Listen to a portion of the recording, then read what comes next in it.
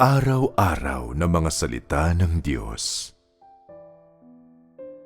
Pagkatapos niyang likhain ang sangkatauhan, ang Diyos ay nagsimulang makipag-ugnayan sa tao at makipag-usap sa tao, at ang kanyang disposisyon ay nagsimulang maipahayag sa tao.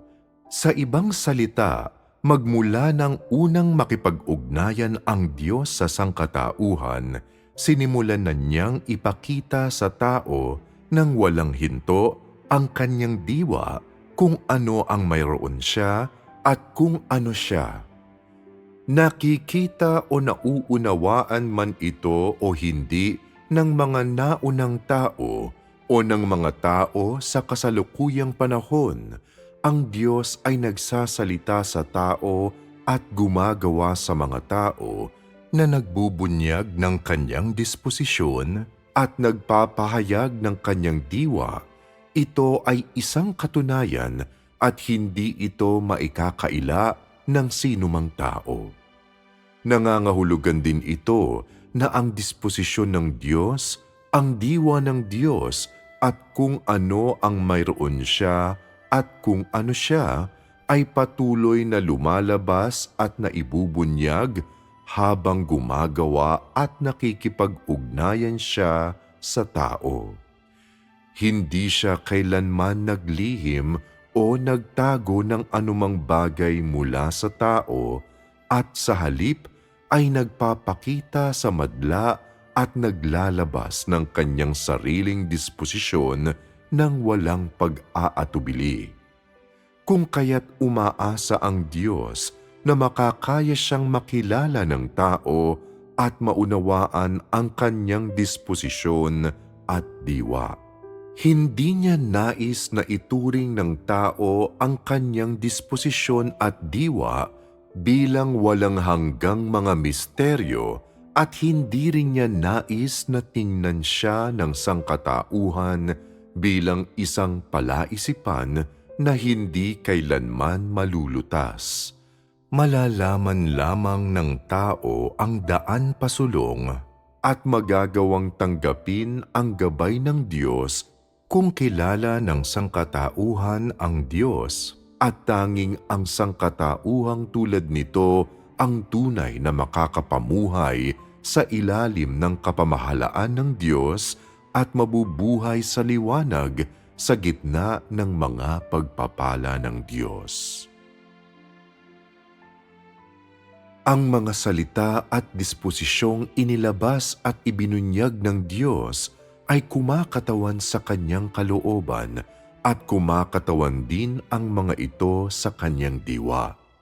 Kapag nakikipag-ugnayan ng Diyos sa tao, anuman ang kanyang sabihin o gawin, o anuman ang disposisyong kanyang ibunyag, at anuman ang nakikita ng tao sa diwa ng Diyos, kung ano ang mayroon siya at kung ano siya, kinakatawan ng lahat ng ito ang kalooban ng Diyos para sa tao. Hanggang saan man ang kayang mapagtanto, maunawaan o maintindihan ng tao, kinakatawan ng lahat ng ito ang kalooban ng Diyos, ang kalooban ng Diyos para sa tao.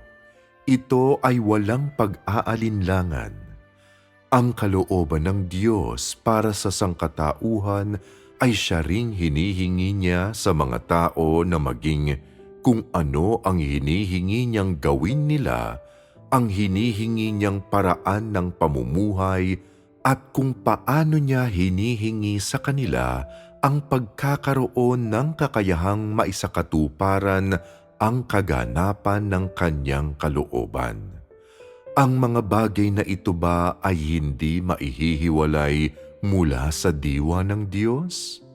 Sa ibang salita, inilalabas ng Diyos ang kanyang disposisyon at ang lahat ng mayroon siya at kung ano siya kasabay ng pagbibigay niya ng kanyang mga hinihingi sa tao. Walang kasinungalingan, walang pagkukunwari, walang pagtatago at walang palamuti. Ngunit bakit walang kakayahan ang tao na makaalam at bakit hindi kailanman nagawang makita ng malinaw ng tao ang disposisyon ng Diyos? At bakit hindi kailanman napagtanto ng tao ang kalooban ng Diyos? Ang ibinunyag at inilabas ng Diyos ay kung ano ang mayroon ang Diyos mismo at kung ano siya. Ito ay ang bawat aspeto at bahagi ng kanyang tunay na disposisyon. Kaya bakit hindi makakita ang tao? Bakit hindi kaya ng tao na magkaroon ng malalim na kaalaman? Mayroong isang mahalagang dahilan para rito. Ano ang dahilang ito?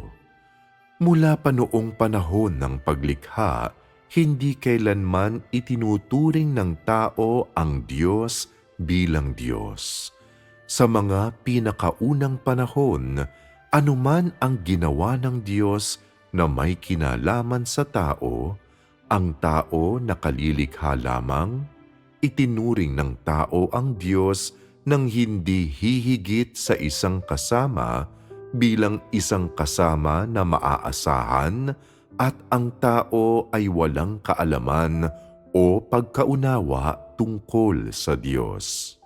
Ang ibig sabihin nito ay hindi alam ng tao na ang inilabas ng katauhang ito, ang katauhang ito na kanyang inasahan at nakita bilang kanyang kasama ay ang diwa ng Diyos at hindi rin niya alam na ang katauhang ito ang siyang namamahala sa lahat ng bagay. Sa madaling sabi, hindi man lamang nakilala ng mga tao noong panahong iyon ang Diyos. Hindi nila alam na ang langit at lupa at ang lahat ng bagay ay ginawa niya at wala silang kaalam-alam kung saan siya nagmula at higit pa rito kung ano siya. Mangyari pa noong panahong iyon, hindi hiningi ng Diyos sa tao na kilalanin o unawain siya nito o intindihin ang lahat ng kanyang ginawa o malaman ang kanyang kalooban dahil ito ang mga pinakaunang panahon kasunod ng paglikha sa sangkatauhan. Nang simulan ng Diyos ang mga paghahanda para sa gawain ng kapanahunan ng kautusan, may ilang bagay na ginawa ang Diyos sa tao at nagsimula na rin siyang hingin ang kanyang mga kagustuhan sa tao at sabihin sa tao kung paano makapagbibigay ng mga handog at makasasamba sa Diyos. Noon lamang nagkaroon ang tao ng ilang simpleng ideya tungkol sa Diyos, saka lamang niya nalaman ang kaibahan sa pagitan ng tao at Diyos at na ang Diyos ang siyang lumikha sa sangkatauhan. Nang malaman ng tao na ang Diyos ay Diyos at ang tao ay tao, nagkaroon ng ilang distansya sa pagitan niya at ng Diyos, ngunit hindi pa rin hiningi ng Diyos sa tao ang pagkakaroon ng mahusay na kaalaman o malalim na pagkaunawa sa Kanya. Sa makatwid, gumagawa ang Diyos ng iba't ibang mga kahilingan sa tao batay sa mga yugto at kalagayan ng Kanyang gawain. Ano ang nakikita niyo rito? Anong aspeto ng disposisyon ng Diyos ang nakikita ninyo? Totoo ba ang Diyos? Angkop ba ang mga hinihingi ng Diyos sa tao? Sa mga pinakaunang panahon, matapos ang paglikha ng Diyos sa sangkatauhan, noong hindi pa isinasagawa ng Diyos ang gawain ng paglupig at pagperpekto ng tao, at hindi pa marami ang mga binigkas niyang salita sa Kanya, kaunti lamang ang Kanyang hiningi sa tao. Kahit ano paman ang ginawa o ikinilos ng tao, kahit ginawa niya ang ilang bagay na nagdulot ng pagkakasala sa Diyos, pinatawad ng Diyos ang lahat ng iyon at hindi na pinansin. Ito ay dahil alam ng Diyos kung ano ang ibinigay niya sa tao at kung ano ang nasa loob ng tao, at dahil dito, alam niya ang pamantayan ng mga kahilingan na dapat niyang hingin sa tao. Kahit na ang pamantayan ng kanyang mga kahilingan ay labis na mababa noong panahong iyon, hindi ito nangangahulugan na ang kanyang disposisyon ay hindi dakila o na ang kanyang karunungan at pagiging makapangyarihan sa lahat ay walang kabuluhan.